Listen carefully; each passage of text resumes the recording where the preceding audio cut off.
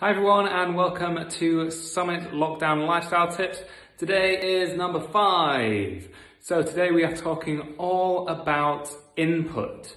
So input, we are talking about the relationships we have with other people, the information that our body is receiving. So what we want to focus on today is keeping that as positive as it possibly can be. Now we realize right now with the lockdown going on, the actual physical connection sometimes is not as easy as what it was previously. We're using a lot more technological versions such as FaceTime, Zoom, Skype, all these different things that we're now using to stay in touch with family members and friends alike. But we want to try and focus on keeping that as positive as it can be in terms of your support circle. Now, what we put into our body in terms of the messages we receive is just as important as the fuel that we talked about on our first tip, because all the input into our brains eventually is going to influence our thoughts. So if we're constantly focused on the negative, and we are designed to focus on that rather than paying attention to the positives, and that's through a survival mechanism to make sure that we're able to keep going.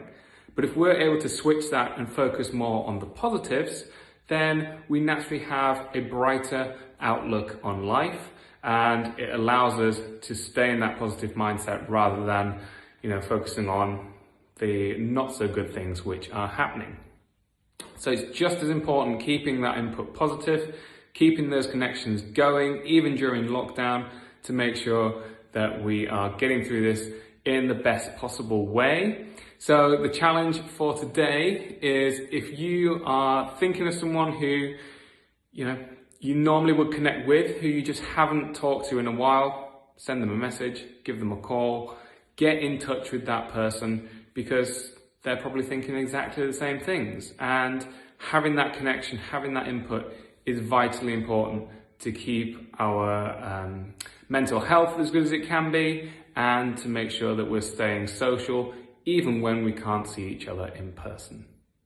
So that is tip number 5, which is staying in contact with people and keeping that input positive.